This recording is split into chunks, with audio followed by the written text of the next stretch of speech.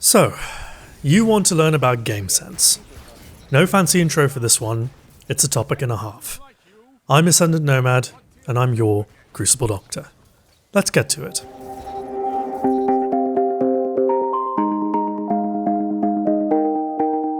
Game sense is a topic that every good player understands in Destiny 2, but nobody really knows how to explain. Because it isn't really one thing. It's an amalgamation of 100 different little things. Game sense is an umbrella term that describes every single bit of information that you can glean from the game in order to accurately create a mental map in your mind's eye about the state of the match at any given point. The purpose of doing so is to accurately predict the situation that's most likely to happen next and to set yourself up for that situation to the best of your abilities. Game sense is often referred to as situational awareness, which is absolutely true. But with the amount of information that Destiny 2 throws at you, it can be used in many more contexts than that. So, what information are we looking for? Radar pings, your position, your enemy's position, the enemy's weapons, your weapons, audio cues, how many teammates are around you, how many bullets left in the magazine, your ability timers, your super timer, any third-party action, your teammates' supers, your teammates' loadouts, the kill feed, the score, the amount of zones you have, map spawns relative to you, map spawns relative to the average epicenter of action. Okay, alright, whoa, hold up. This seems like a lot. It is a lot. And it's all important. But only when talking about crafting a fuller understanding of game sense. This doesn't help a beginner. And certainly not in a Game Sense 101 video. So let's break down game sense in simpler terms. What is the purpose of game sense? It's to obtain information about a situation for a future sequence of events so you can set yourself up for it. Game sense should help us keep track of what's going on in the game. It should give us a rough idea of what's going to happen before it happens. There are hundreds, if not thousands, of different situational possibilities in any given game. So planning for all of these situations in advance just isn't realistic.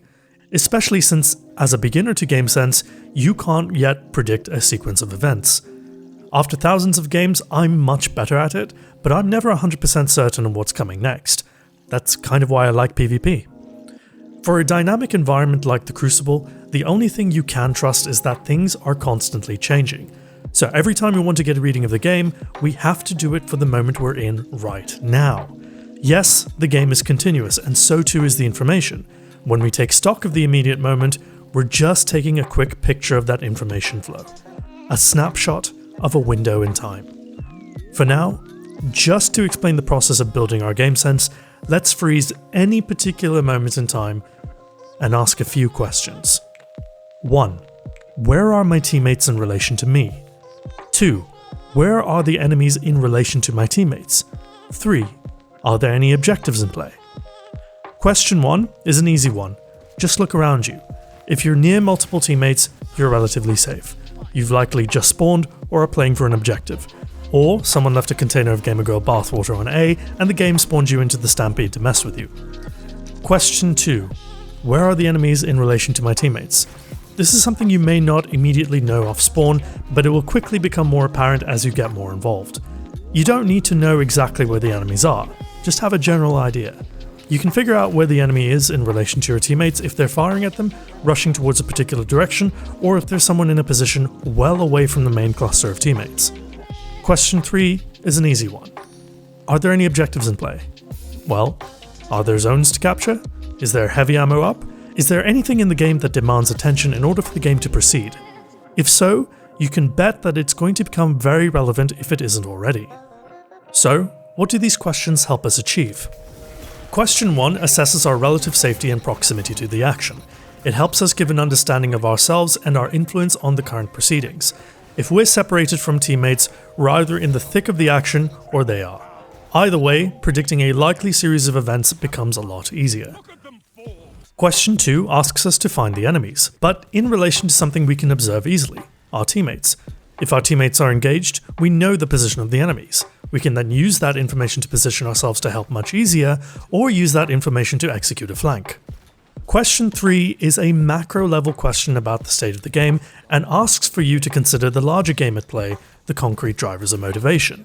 If A and C are captured, but B remains uncaptured, the likely scenario is that some of the opposition will make a play for that zone. If a zone is mid-capture, you could make a decision to intervene. If you're a life ahead in survival and the game is in the last 20 seconds, expect some aggressive behavior from the enemy as they try to close the gap. If the game mode is Clash or Rumble, there's no real objective per se, and this question becomes much harder to answer. Depending on the situation, you won't always have clear answers for all 3 questions. And that's okay. The goal of these questions is to give you a starting point to collect background information and context to answer the single most important question that you should be asking yourself constantly throughout the course of the game. And that question is, what is the most likely thing that's going to happen next? The answer to that depends entirely on how you've answered those earlier questions. The more specific information you have about your surroundings, the narrower the possibilities. The less information you have, the more likely every possibility seems to be, and you spend more time confused and unable to act decisively. If you don't have enough information to answer the question, what is the most likely thing going to happen next? Try again from a different spot on the map and at a different point in time. Okay, let's say you've got a pretty good idea of what's going to happen next. How do you respond to it correctly? This depends entirely on your immediate goal. If you're trying to read the overall state of the game, you need to be thinking about spawns, the center of action, and any objectives in play. If you're trying to find out where the enemy is, you need to pay attention to your teammates for the next few seconds. Listen for gunfire if you're not hard of hearing, or look for exclamation marks over your teammates' indicators if you are. You're looking for clues that help you get back into the heat of the action as soon as you can. If you're prepping to win an immediate fight, you need to look out for the following pieces of information: your position, your health, the enemy's positioning and movement, their health, their loadout if you can. What is the most likely thing that's going to happen next? If this person is rushing you, they likely have a shotgun or something close range to finish you off. Is this person retreating? They're disengaging for a reason. Are they low? Did they see your teammates? Or are they looking for a long range kill because of their loadout? This person is coming on a flank. Why is that? Are his team in front of me or behind him? Did we flip a spawn? Are my teammates nearby to avenge my death, or are they doing something else?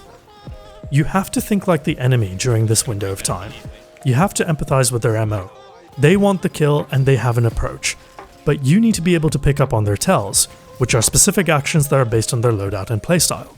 They're super easy to spot with enough practice once you know what you're looking for, be it a pattern of movement, a specific class, or the initial starting position from which they engage you.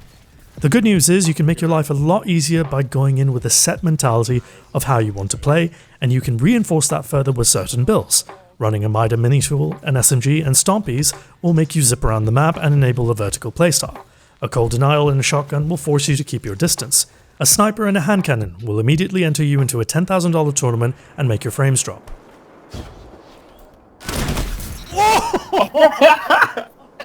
By playing a certain way with a certain loadout, you can set an overarching theme for your playstyle that can influence your decision making.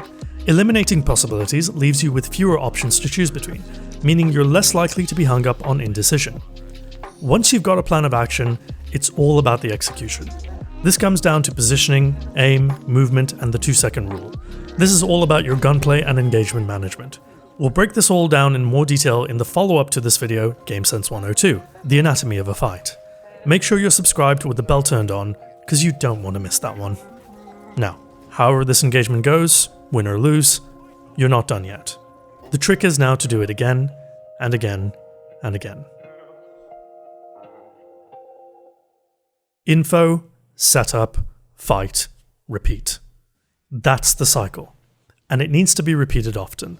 Because I'm not going to sugarcoat it, if you have no experience doing this in some form already, then you're going to absolutely suck when you're trying to learn it. Info, setup, fight, repeat.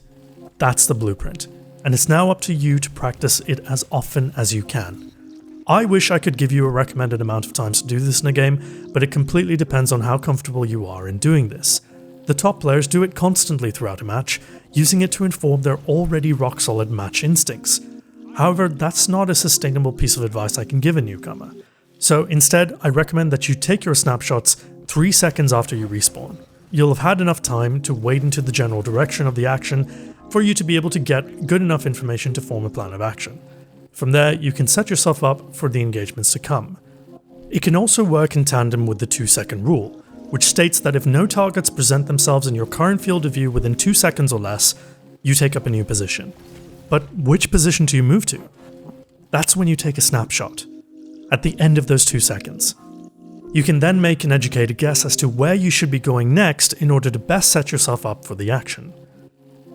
What is the most likely thing that's going to happen next? This is the central question that you must repeat time and time again in order to spark yourself into motion, to start thinking about the next steps. Over time, as you become more adept at asking yourself this question, you will get a better feel for when you should be spending time taking stock and asking this question versus actually moving to action. We will be using this question as our base for further game sense videos that go more into depth on the anatomy of a fight, predicting the future, and how to build experience in a meaningful way. What is the most likely thing that's going to happen next? In time, you may find that you won't need to stop to ask this question at all in the course of a match. You can just do it and execute without thinking.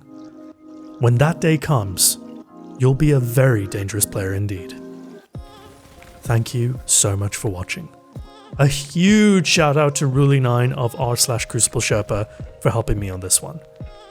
If you liked this video, you know what to do. My name is Ascendant Nomad, and I'm your Crucible Doctor. Thank you for your patience, and I'll see you in the next one. Cheers.